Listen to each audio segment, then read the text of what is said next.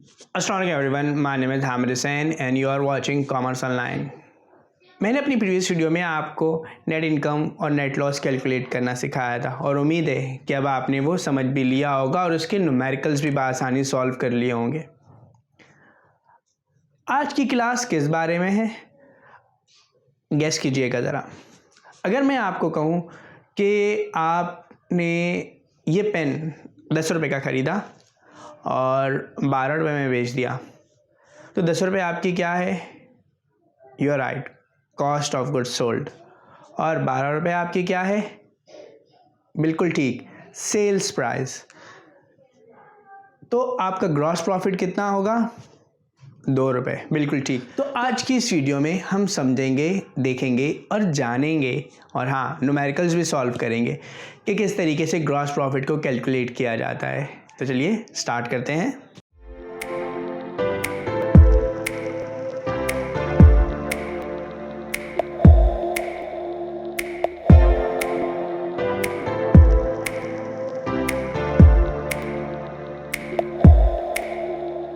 तो हमारे पास इस इक्वेशन के 3 कंपोनेंट्स हैं, 3 एलिमेंट्स हैं। पहला ग्रॉस प्रॉफिट या gross loss which is equals to sales minus cost of goods sold. तो हम वन बाय वन इन एलिमेंट्स को समझते हैं और ये जानने की कोशिश करते हैं कि इन एलिमेंट्स के क्या मतलब हैं और किस तरीके से न्यूमेरिकल्स में आप इनको यूज़ कर सकते हैं और अपनी प्रैक्टिकल लाइफ में भी इससे फ़ायदा उठा सकते हैं, क्योंकि accounting is the language of business. तो सबसे पहले सेल्स की डेफिनेशन को देखते हैं। तो sales in accounting is a term that refers to any operating revenues that a company earns through its business activities. इसका मतलब ये है कि कोई भी कंपनी, ख्वाह वो कोई भी बिजनेस कर रही हो, उससे वो जो भी रेवेन्यू अर्न करेगी, अपनी बिजनेस एक्टिविटीज़ से जो भी रेवेन्यू अर्न करेगी, उसे हम सेल्स कहेंगे। मिसाल के तौर पर फर्नीचर बेचने वाला अगर फर्नीचर सेल करता है तो वो उसकी सेल्स में शुमार होगा। मार्कर बेचने वाला अगर मार्कर सेल कर रहा है तो ये उसकी सेल्स में शुमार होगा।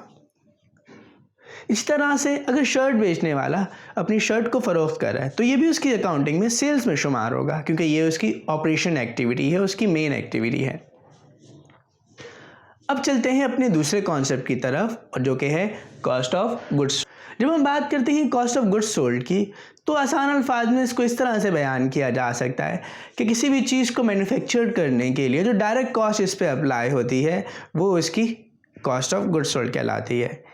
तो किसी भी गुड्स को प्रोड्यूस करने के लिए या किसी भी सर्विस को देने के लिए जो भी कॉस्ट इनकर्ड होती है किसी कंपनी की, वो उसकी कॉस्ट ऑफ गुड्स सोल्ड कहलाती है।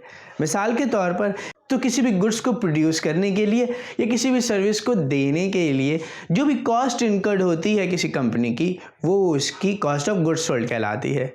मिसाल के तौर पर ये मार्कर कंपनी 10 रुपये में अगर बना रही है तो 10 रुपये उसकी कॉस्ट ऑफ गुड्स सोल्ड है। अब बात करते हैं ग्रॉस प्रॉफिट की कि ग्रॉस प्रॉफिट क्या होता है।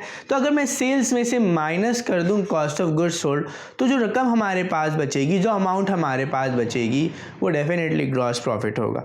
तो अगर हमारे पास सेल ज़्यादा है और कॉस्ट ऑफ गुड्स सोल्ड कम है तो हम कहेंगे ग्रॉस प्रॉफिट है। और अगर मैं कहूँ कि हमारे पास सेल्स की अमाउंट कम है और gross cost of goods sold ज़्यादा है तो ये हमारे पास ग्रॉस लॉस कहलाएगा। तो चलिए आए और देखें इनके न्यूमेरिकल्स को सॉल्व करें ताकि इस कॉन्सेप्ट की प्रैक्टिकल एप्लीकेशन भी आपको समझ में आ सके। वंस अगेन स्क्रीन पे आपको क्वेश्चंस दिख रहे हैं। अरे भाई अब तो दिखने चाहिए ना। चलो भाई सवाल आज जो तुम बहुत तंग करते हो स्टूडेंट्स को। चलो ऊपर आ जाओ आ जाओ आ जाओ आ जाओ आ जाओ। अच्छा मैं थोड़ा सा पीछे हो जाता हूँ, तुम थोड़ा सा ऐसे मेरी तरफ आ जाओ और थोड़ा सा जूम हो जाओ। अब ठीक है, नज़र आ रहा है? थोड़ा सा और जूम करें। चलिए थोड़ा सा और जूम हो जाओ। Very good. The gross profit of a company having sales $1 lakh and cost of goods sold 30,000। इस क्वेश्चन में आपको ग्रॉस प्रॉफिट मालूम करना है। सेल्स आपके पास $1 lakh दी हुई है और कॉस्ट ऑफ गुड्स सोल्ड 30,000। तो यहाँ पर आपके पास ग्रॉस प्रॉफिट $70,000 आएगा। बस वही हो गया, ख़त्म, दैट्स इट, आंसर आ गया। आसान है, बहुत ही आसान है। अभी जो सर पढ़ा रहे हैं तो आसान तो हो गई। दैट्स इट, हो गया भाई, बस ख़त्म। सर जो पढ़ा रहे हैं बस इजी मेथड से समझाया है और कोई प्रॉब्लम भी नहीं होनी चाहिए अब आपको डेफिनेटली। चलिए एक और क्वेश्चन की तरफ चलते हैं, लेकिन इसके लिए हमें बोर्ड को इरेज करना होगा। चलिए बोर्ड को इरेज करते हैं। हो गया। चलिए दूसरे क्वेश्चन की तरफ चलते हैं। The sale of a company having gross profit 20,000 and cost of goods sold ₹50,000। अब इस सवाल में हमें सेल्स मालूम करनी है उस कंपनी की जिसका ग्रॉस प्रॉफिट है 20,000 और कॉस्ट ऑफ गुड्स सोल्ड है 50,000। हमें सेल्स मालूम करनी है, सेल्स एड्रेस लिख देंगे और cost of goods sold question में दिया हुआ है $50,000। अब फर्दर क्या करेंगे, cost of goods sold minus में है, इज इक्वल के इस तरफ आएगा, प्लस में हो जाएगा, दैट इज 20,000 और प्लस 50,000। तो सेल्स हमारे पास आ रही है 70,000।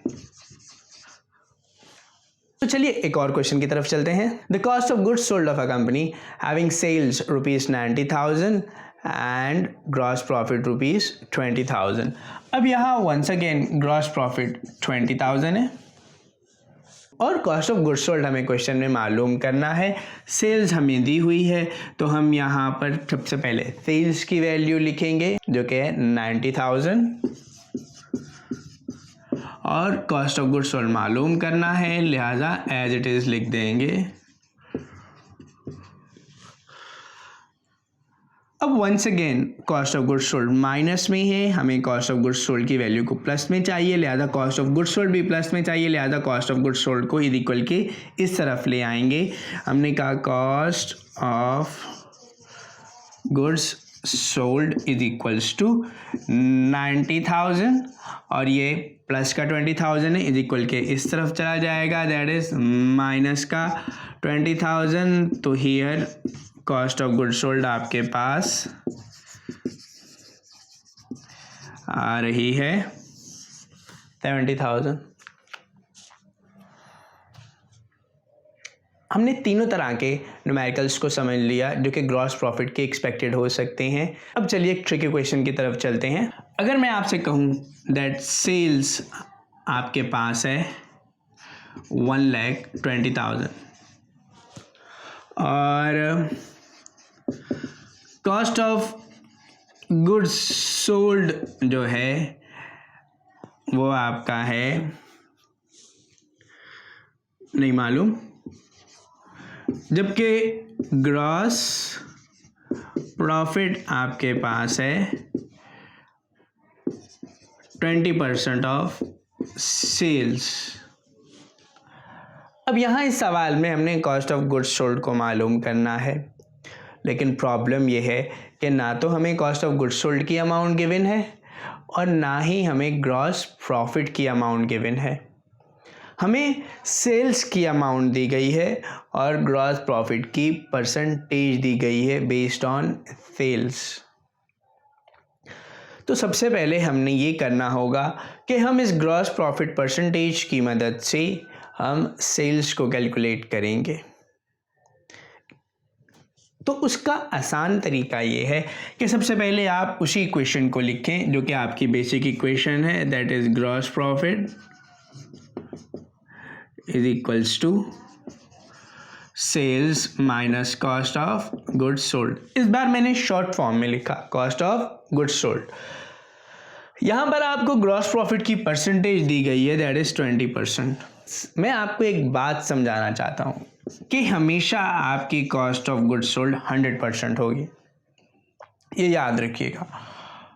सेल्स की परसेंटेज आपको नहीं मालूम और क्यों कैलकुलेट कर रहे हैं ये मैं आपको बाद में बताऊंगा।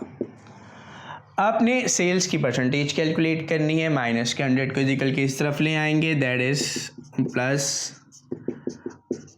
तो now the percentage of sale is 120%। हमने एक पार्ट सॉल्व कर लिया, हमें परसेंटेज क्यों चाहिए थी। अब चलिए इस बात की तरफ। आपके पास ग्रॉस प्रॉफिट की परसेंटेज गिवन है, दैट इज़ 20% ऑफ सेल। तो आपको ये भी तो मालूम करना है कि असल में सेल इटसेल्फ कितना परसेंट है। जब हम देखते हैं सेल्स को, तो बेसिकली सेल्स दो चीज़ों का कम्बिनेशन होता है हमारे पास, एक ग्रॉस प्रॉफिट और दूसरा कॉस्ट ऑफ गुड्स सोल्ड का। अगर प्रॉफिट हो रहा हो तो ग्रॉस प्रॉफिट और कॉस्ट ऑफ गुड्स सोल्ड का, इन दोनों को अगर हम एक्यूमुलेट कर दें तो हम कहेंगे ये हमारी सेल्स है। इसीलिए मैंने परसेंटेज निकालने के लिए कॉस्ट ऑफ गुड्स सोल्ड की परसेंटेज, जो कि हमेशा 100 ही होगी, उसको ऐड कर दिया ग्रॉस प्रॉफिट की परसेंटेज में, दैट इज़ 120। अब मैंने कहा कि हमें निकालना है ग्रॉस प्रॉफिट, और ग्रॉस प्रॉफिट निकाल रहे हैं किसके ऊपर, सेल्स के ऊपर। यहाँ पर सेल्स की हमारे पास अमाउंट गिवन है, दैट इज़ 1,20,000। मैंने ग्रॉस प्रॉफिट निकालना है, ग्रॉस प्रॉफिट की परसेंटेज कितनी गिवन है, दैट इज़ 20%। और ये जो आपके पास 1,20,000 सेल्स है, ये है कितने परसेंट, ये है 120%। क्लियर हो गई बात, कोई परेशानी? अब अगर मैं ग्रॉस प्रॉफिट को कैलकुलेट करना चाह रहा हूँ तो मैं सिंपली करूँगा क्या, 1,20,000 को मल्टीप्लाई कर दूँगा 20 से, तो ये मेरे पास आ जाएगा 24 लाख।